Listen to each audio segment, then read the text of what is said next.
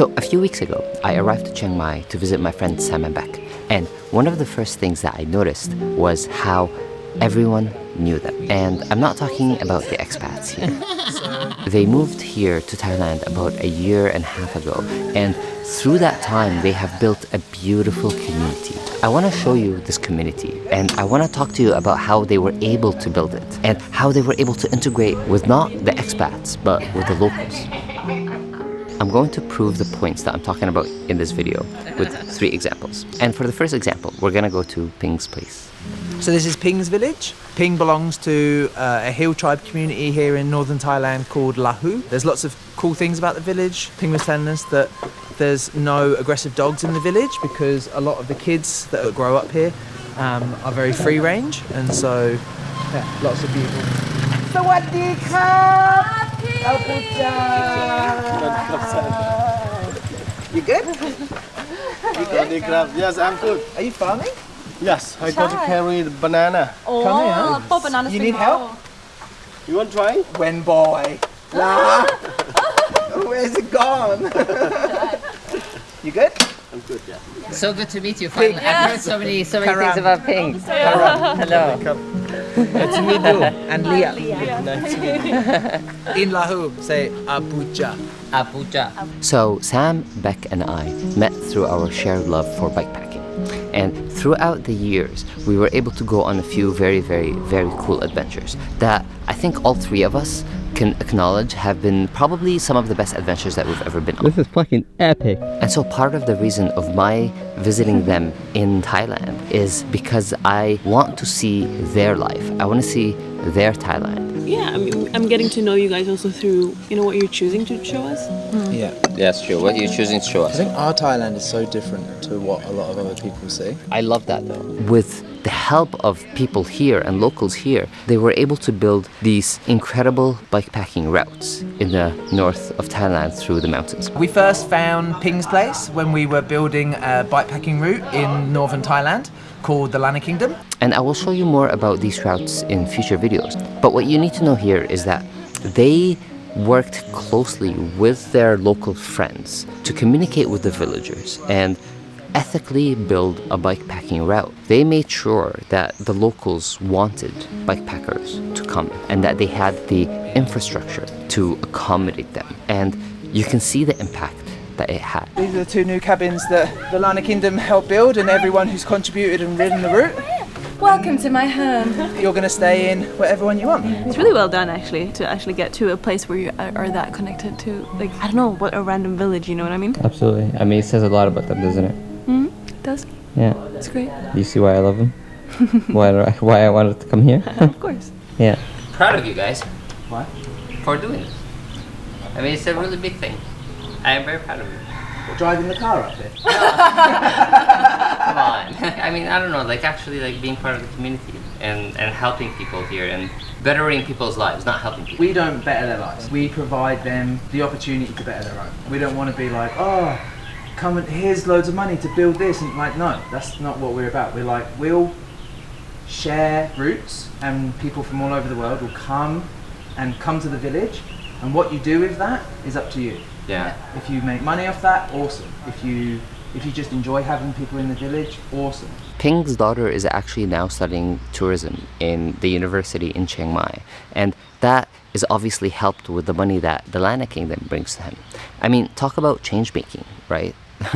One of the nicest parts about traveling with Sam is that he always goes into the kitchen and then uses also food to connect with the culture and the people. And so traveling with him, you always have an in to local life through food and through the kitchen. So the way that I make lab is not beautiful. It's too much wood. This is not beautiful. Huh? When you hear someone that really knows what they're doing, it sounds like this. Like fast and soft. The girl who has the best lab sound is like the most attractive in the village. Yeah. I like that. I think it's kind of beautiful, you know? Because there's something different about watching and helping to make the thing that you eat. Absolutely. Yeah. And I think that having an active role in the creation of it, just, I don't know, it makes it more fulfilling. Absolutely. And there's the completion of the lab that you've been. I feel like it's like going back to your grandma's. That's what this feels like for me now, like that really rooted feeling.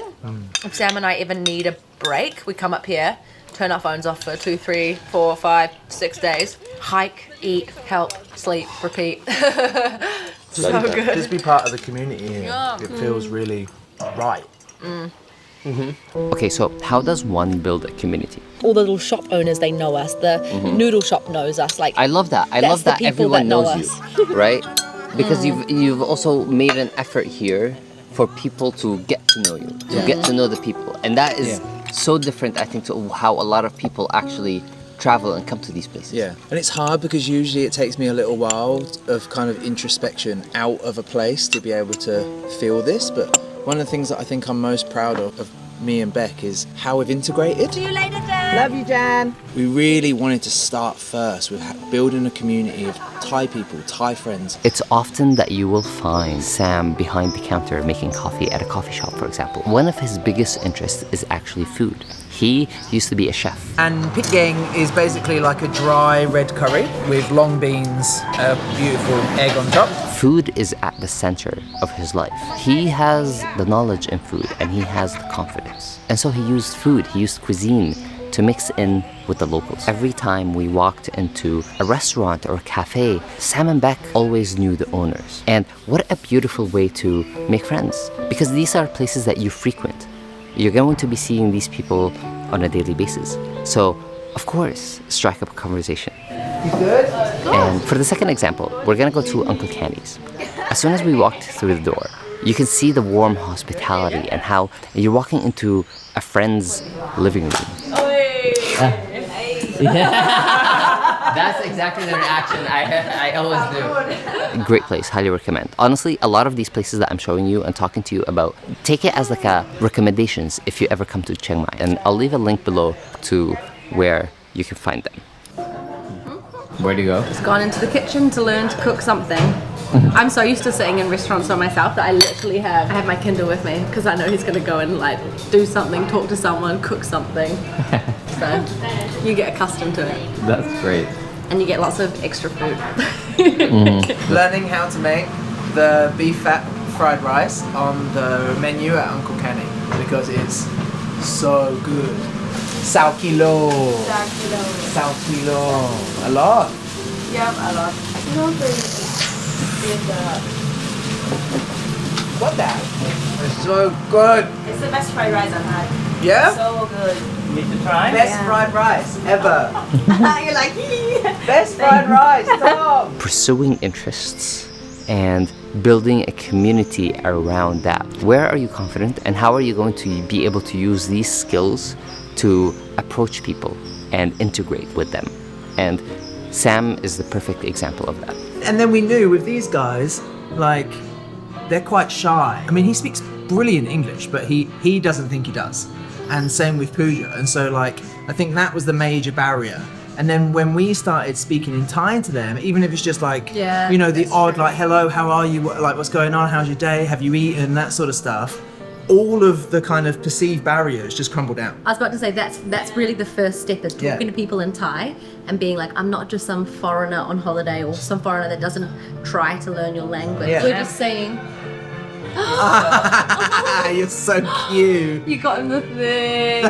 You're so cute. Oh, 6 to 8 months into our time in Chiang Mai, like Thai people would like recognize us, you know, like we'd walk past certain coffee shops and people would wave, and we know people by name and they know us, and people would like, you know, shout hello from outside their car and stuff. And it's like, that's beautiful, you know, like that for me feels like, we actually live here. We're not just sort of transient, you know, just That's passing through. And I also think there's like a almost a resting period with a lot of those Thai people where it's like they're like, how long are they staying? You know, like they don't only invest so much because so many foreigners come here. They stay for 3 or 4 months and then they leave. They're having a completely different experience. It's just a different to you. experience, right? It's not good or bad. It's just a different way to experience a country. And all the ones that I know that do it that way, they end up leaving because they don't have that rootedness in the place. They don't have that grounded feeling with the country. They can notice the benefits, the cost, the lifestyle, all those sorts of things. But, you know, as a matter of time, they're not grounded here, and so they leave, or their friends leave, and then one by one their friends leave, and they go, everyone's leaving, so it's time to leave.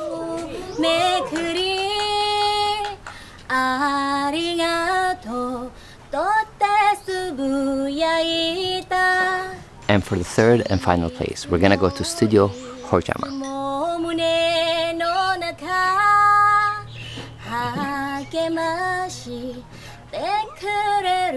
Studio Horjama is run and owned by Anne. She is a hug.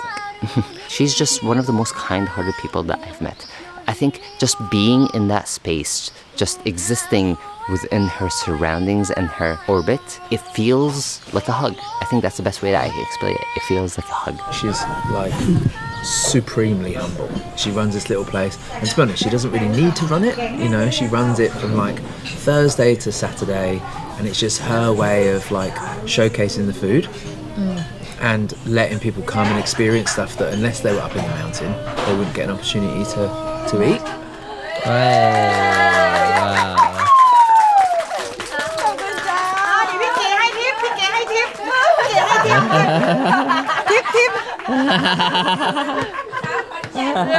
She's got like a huge heart, and she just wants to just give.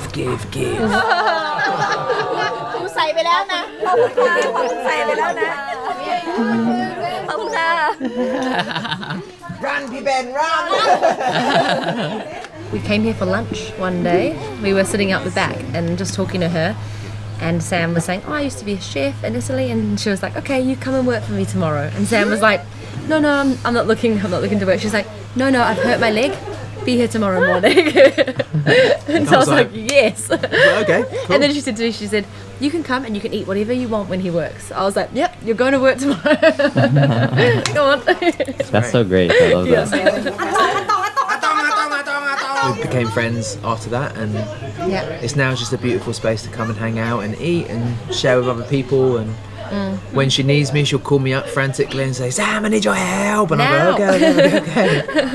And come and help. And it's the spirit of the community, I think. It's Anne's like frantically infectious. That's what she is. In the best way. She's like high energy, kind of. So fun. Yeah, just fun. So Studio Horjama is part of the Slow Food Network, and it's all about learning and honoring the indigenous food that comes from the hill tribes in northern Thailand, in the mountains around Chiang Mai. She is someone who knows every single person involved in the supply chain of every single ingredient that goes into her cuisine. And I actually ended up having a storytelling event in Chiang Mai, and we asked Anne to cater the event. And the food was just amazing. It was the exact heartwarming food that nourishes the soul that we needed for an event like that. And it was phenomenal. It was amazing. Honestly, it still kind of boggles my mind that I can travel 7,000 kilometers across the globe and still find people from this community to be able to host storytelling events like this. It's awesome. I love being able to travel with these storytelling events, because if I can go to a place and leave it having been the facilitator for at least two people becoming friends, then I've succeeded. The more I spend time in Thailand with these two, the more I am so incredibly proud to be able to call them friends. They make me really, really proud. When I met them previously, they were always talking about moving to Thailand and, building a community here and building a life here. And one of the best things about Sam and Beck is that they always do what they say they will. And that is such a good quality in someone. And not only did they do it, but they excelled at doing it. They did it, in my opinion, in all the right ways. And it just makes me feel great. It makes me feel great to just be around them, and privileged to be able to come and experience it firsthand. Sam and Beck, proud of you, friends. You're doing a great job. Anyway, that's it for this week's video. There will be a lot more to come from Thailand, as we've been doing a lot of really beautiful rides into the mountains and just getting to know more and more about this network that Sam and Beck have built and have facilitated. And yeah, I'm excited to show you all the rest. So stick around and see you next week.